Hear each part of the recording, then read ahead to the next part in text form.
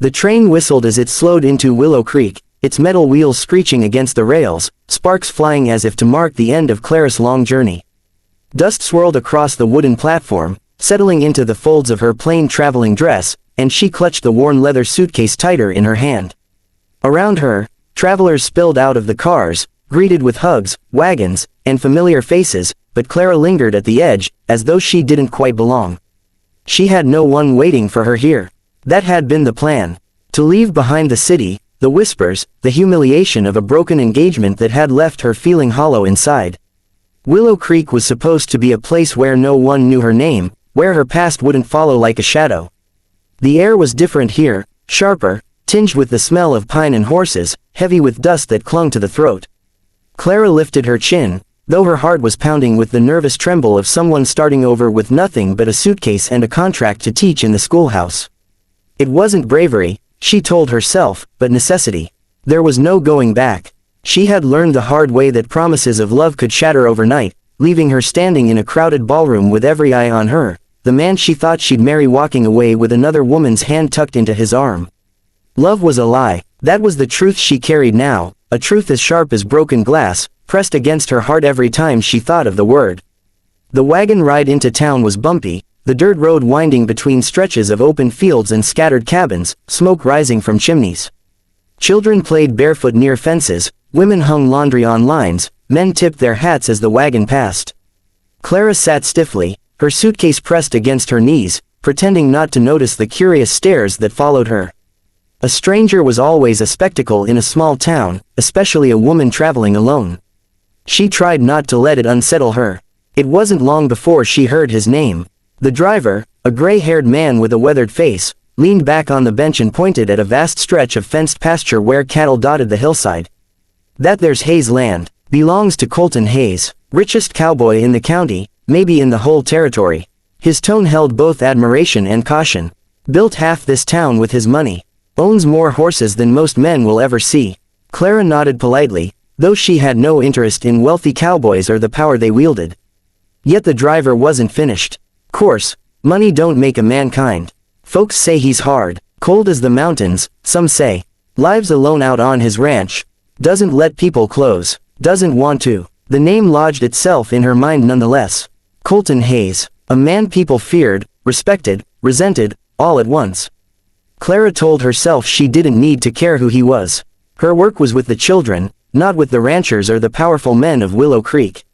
Still, the way the driver spoke of him, like a shadow that stretched over the town itself, made her uneasy.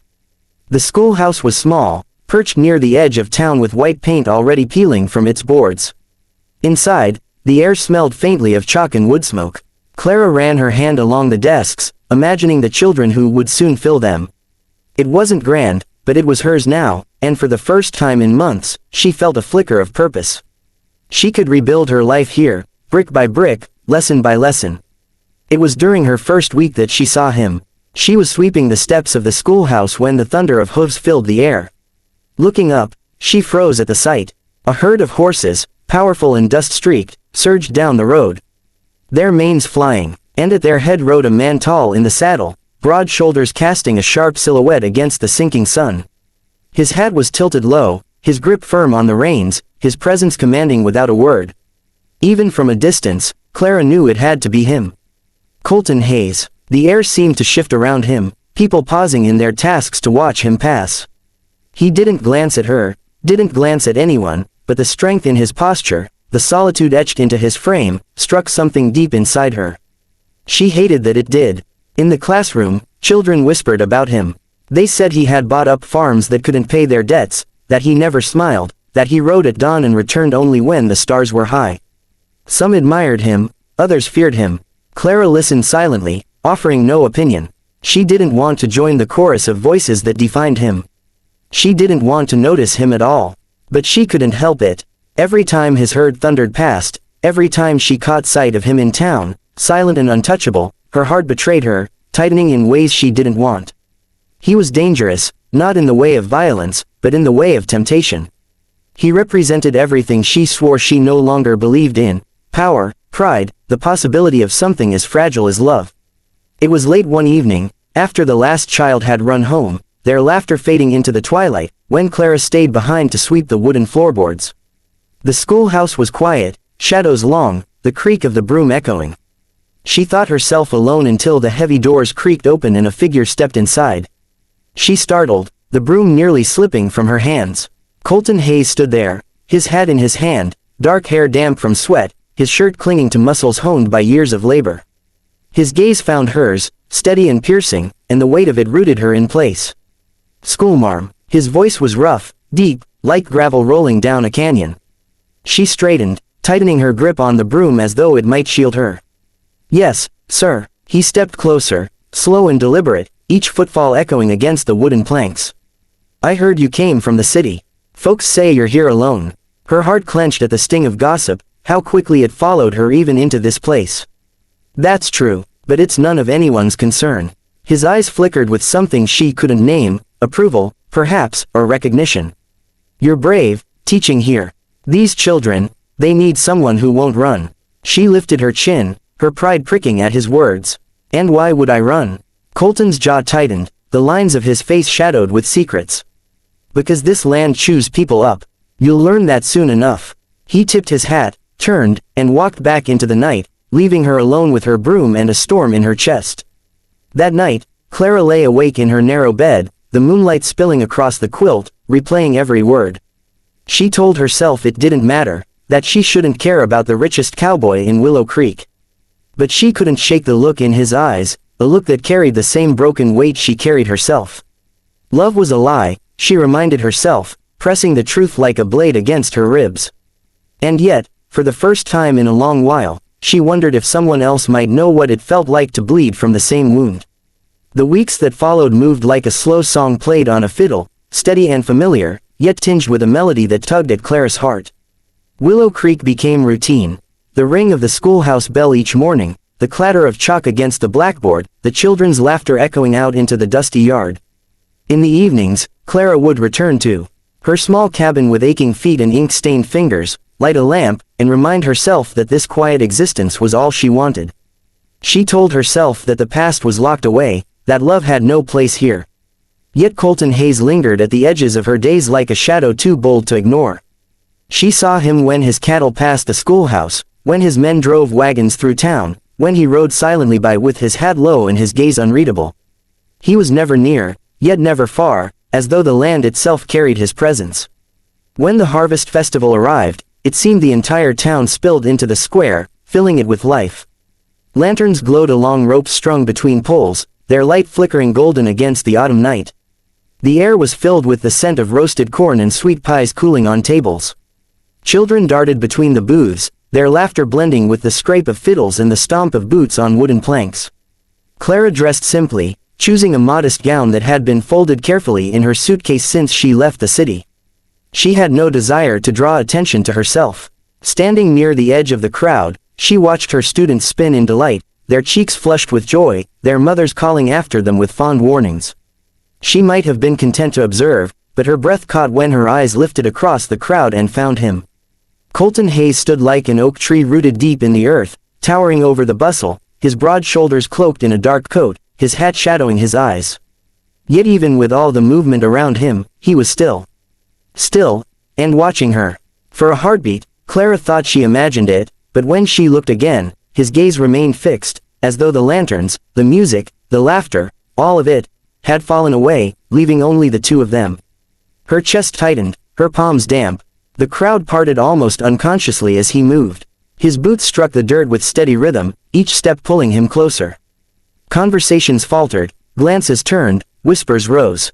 It seemed everyone in Willow Creek knew what it meant for Colton Hayes to single out someone, and no one dared interrupt. Clara's heart raced, her breath shallow, yet she held her ground as he stopped before her.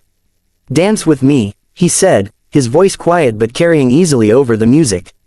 Her mouth parted, words stalling in her throat. She hadn't expected him to speak to her, much less ask for something so public, so intimate. "Mr. Hayes, Colton," he interrupted gently, his eyes never leaving hers. Just Colton. The way he said it unraveled something inside her, loosening threads she had tied tight. She hesitated, but the weight of his gaze, the steadiness of his hand reaching out, left her little choice. Slowly, with trembling fingers, she placed her hand in his. Heat spread instantly through her skin, searing, alive.